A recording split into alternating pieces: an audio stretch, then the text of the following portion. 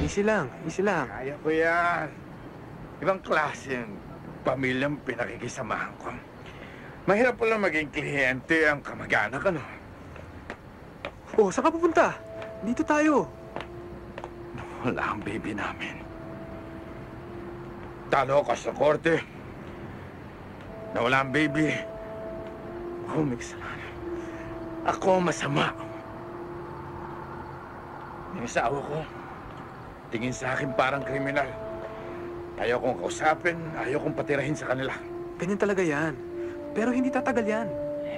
Hirap ispelengin ni Joy, pare. Hirap. Hirap pakibagayan. Masyadong mataas ang expectations niya, pare. Gusto niya lahat pabor sa kanya. Kahit na yung mahirap kontrolin. Gusto niya lagi siya nauna. Lahat may puntos. Pare, sa pagmamahal, may puntos. Pare, parang contest. Gusto niya, lagi siyang nananalo.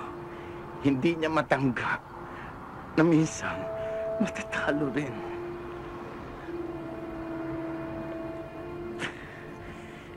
Pare, alam mo lahat ang gusto mo. Lahat ang gusto mong kabutihan para sa pamilya mo. Kung maraming kulang, at kung hindi napapanahon, hindi mangyayari. Hindi na nga hulugang pagkatalo. Pero hindi ka pa rin pwede mag-drive. Doon tayo sa kotse ko. Halika na. Hindi. Dave, yung Hindi. susi, bigay mo sa Hindi. akin. No. Dave, yung susi! No. Yung susi, Dave! Dave, huwag kang aalis! Dave, makinig ka sa akin! Dave, ano ba? Naririnig mo ba ako? Dave! Dave! Huwag kang aalis! Dave! Makinig ka sa akin, Dave! Dave! Dave! Dave! Dave!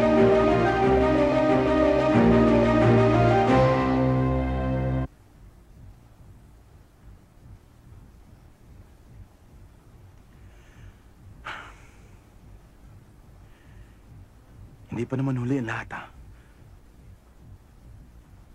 Tinatrabaho ng buong opisina ang apil.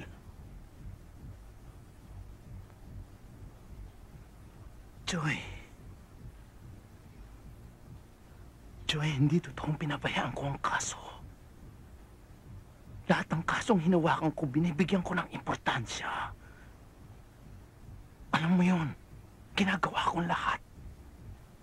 Pero hindi ko hawak ang isipan ng hustisya.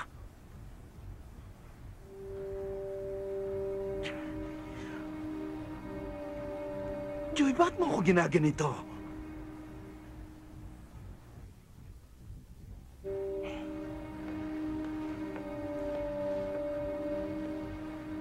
Angelito, ikaw nang bahala.